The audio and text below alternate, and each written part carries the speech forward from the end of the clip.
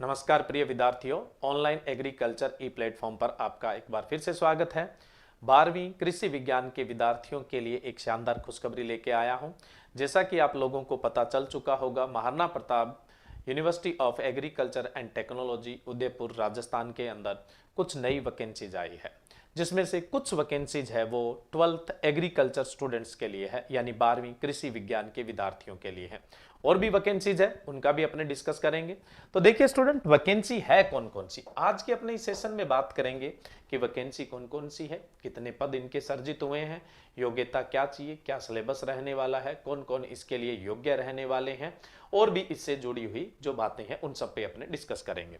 Vacancy कौन कौन सी है, कनिष्ठ अभियंता की है, हालांकि ये एग्रीकल्चर स्टूडेंट के लिए नहीं है, ये तो आप जानते होंगे सिविल वालों के लिए है, और जिनका इस सब्जेक्ट में डिप्लोमा रहता है।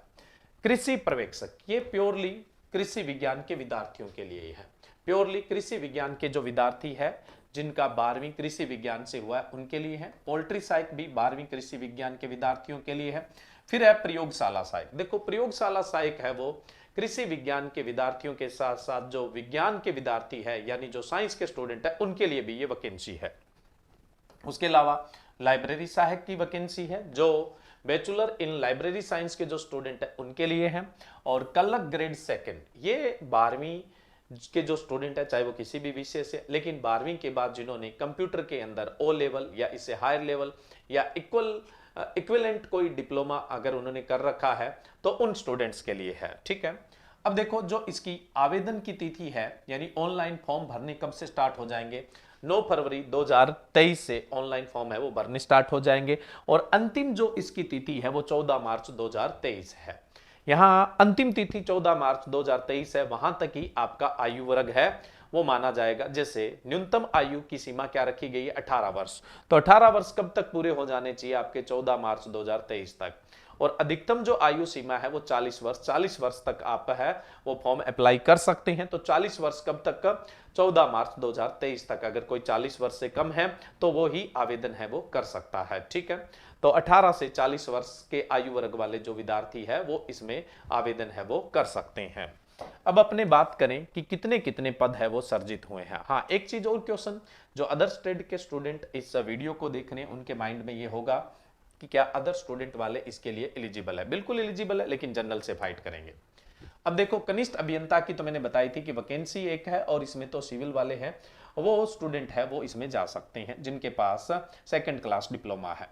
अब बात रही कृषि पर्यवेक्षक, ये मैंने बताया था प्योर कृषि विज्ञान 12वीं वाले जो विद्यार्थी है उनके लिए वैकेंसी है। और इसमें जो टीएसपी नॉन टीएसपी एरिया है, नॉन टीएसपी यानी गैर अनुसूचित जो क्षेत्र है उसके लिए 16 पद है, प्लस एक जो पद है वो किसके लिए, अनुसूचित क्षेत्र यानी टीएसपी एरिया है उसके लिए।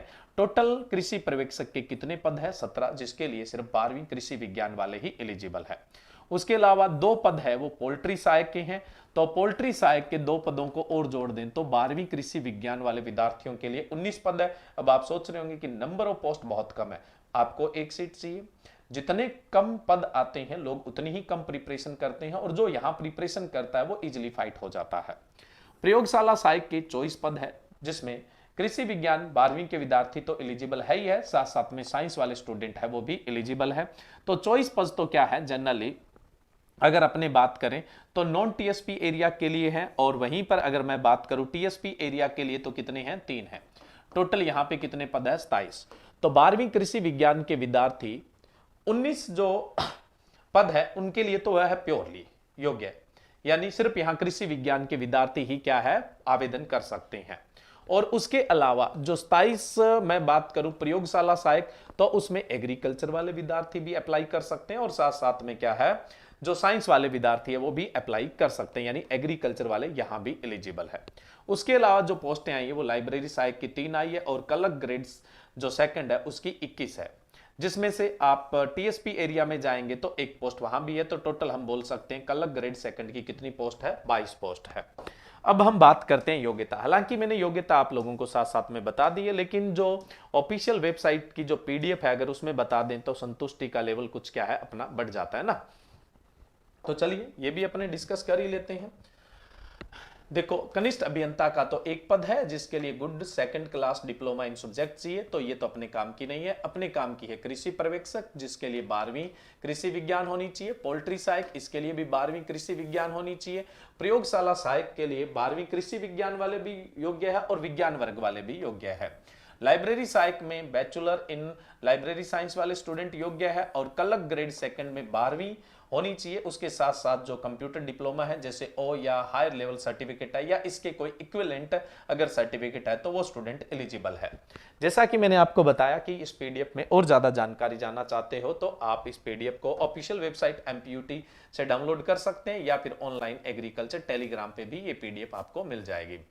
अब अपने बात करते हैं कि पे ग्रेड क्या है। पे ग्रेड देखो, अगर मैं लेवल के हिसाब से बात करूं तो कृषि पर्यवेक्षक, पोल्ट्री सहायक और जो क्लर्क ग्रेड सेकंड वाले हैं, कृषि पर्यवेक्षक, पोल्ट्री सहायक और जो क्लर्क ग्रेड सेकंड वाले हैं, इनका लेवल 5 के अनुसार पे ग्रेड रहता है। पे मैट्रिक्स लेवल 5 जिसको बोलते हैं, उसके हिसाब से इनका पे ग्रेड रहेगा। और जो कनिष्ठ अभियंता है उसका लेवल 10 के हिसाब से रहेगा। प्रयोगशाला सहायक और लाइब्रेरी जो सहायक है उनका लेवल 8 के अनुसार क्या है, पे ग्रेड है, वो रहने वाला है। अब हम बात करें आवेदन की तिथि, मैं आपको बता चुका हूं। आवेदन के लिए फीस कितनी है, तो देखिए स्टूडेंट, अगर हम बात करें कनिष्ठ अभियंता के लिए और उसके अलावा मैं बात करूं प्रयोगशाला सहायक और लाइब्रेरी सहायक, इनके लिए ओबीसी जनरल की फीस है 1200 रुपए और जो SC ST या जो अदर ग्रुप है उनके लिए कितनी है, 600 रुपए। वहीं कृषि पर्यवेक्षक और पोल्ट्री सहायक है उनके लिए कितनी फीस है, 1000 रुपए है। ओबीसी जनरल वालों की, SC ST वालों की कितनी है, 500 रुपए है। ठीक है, तो ये तो चलो आप पीडीएफ से भी जानकारी ले सकते हैं। अब बात बची सिलेबस को लेके। देखो, सिलेबस की अगर बात करें तो अभी ये सूचना दी गई है कि जल्द ही जो सिलेबस है वो अपलोड कर दिया जाएगा। वैसे 12वीं कृषि पर्यवेक्षक की जो भर्ती है उसके लिए सिलेबस जो अपने राजस्थान कृषि पर्यवेक्षक का सिलेबस रहता है उसी के इक्विवेलेंट सिलेबस रहने की संभावना है। लेकिन एक अनुमान ये भी लगाया जा सकता है कि इसमें जीके हिंदी नहीं होगा, लेकिन मुझे ऐसा नहीं लगता कि नहीं होगा। मेरे हिसाब से तो क्या है, जो राजस्थान कृषि पर्यवेक्षक का सिलेबस है कुछ वैसा ही सिलेबस रहना चाहिए, लेकिन जैसे ही अपडेट होता है आपको इसी प्लेटफॉर्म के जरिए जानकारी है वो दे दी जाएगी। ठीक है, और जो प्रयोगशाला सहायक है उनके लिए सिलेबस जनरली जो अपने राजस्थान में प्रयोगशाला सहायक की वैकेंसी आती है वो सेम ही सिलेबस रहने वाला है। तो किसी नेक्स्ट सेशन के अंदर अपने सिलेबस को लेकर डिस्कस करेंगे, तब तक अपने को क्या है थोड़ी सी सिलेबस को लेकर निश्चितता हो जाएगी। अदरवाइज ऑफिशियल वेबसाइट पर एमपीयूटी के द्वारा क्या है अपलोड भी कर दिया जाएगा।